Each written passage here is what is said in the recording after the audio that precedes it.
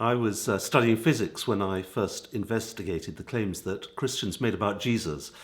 And I think I would have said something just like that. It must be ridiculous, a man rising from the dead. I assumed all Christians had taken leave of their senses.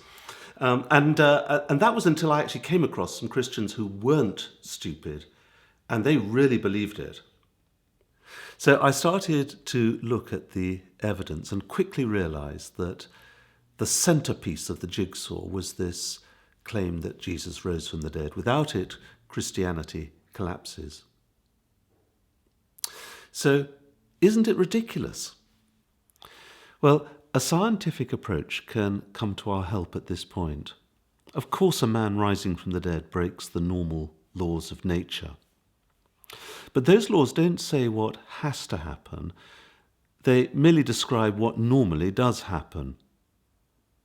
When you go to unusual circumstances like down to absolute zero temperature or up to the speed of light or back to the beginning of time, those are very unusual circumstances and different laws apply.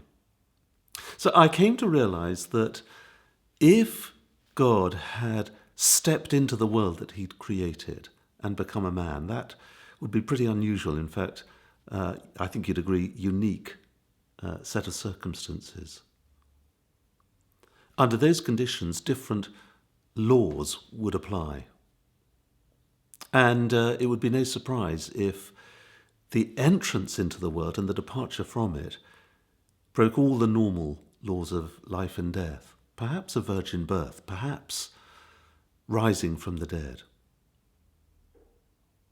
So maybe it's not so ridiculous after all. Maybe it's reasonable that if Jesus was and is God, then he must have risen from the dead. But of course, just because a resurrection could happen, that doesn't mean it did happen. What is the evidence? Well, first of all, of course, Jesus did really die. The Romans knew their job. They were experts at crucifixion. And his body really had gone from that grave. The tomb was empty. Even his enemies had to admit it, and they couldn't produce the body. And then there were the resurrection appearances. Many people on different occasions, amounting to hundreds altogether, claimed that they'd seen Jesus alive after his resurrection. And then there was the transformation of the disciples from cowards to the most courageous men who were not only prepared to die for their faith, but most of them did, for believing this truth, that Jesus had risen from the dead. So maybe it's not ridiculous.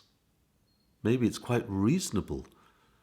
Maybe it's ridiculous to believe that they would have been prepared to die for something they knew to be false. But don't take my word for it. Have a good look at the evidence for yourself. Why not look at the Go Deeper under this video? Why not read the accounts of the eyewitness accounts of the resurrection for yourself?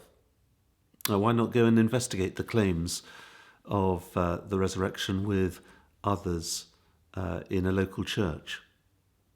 And decide for yourself whether the resurrection is ridiculous or real.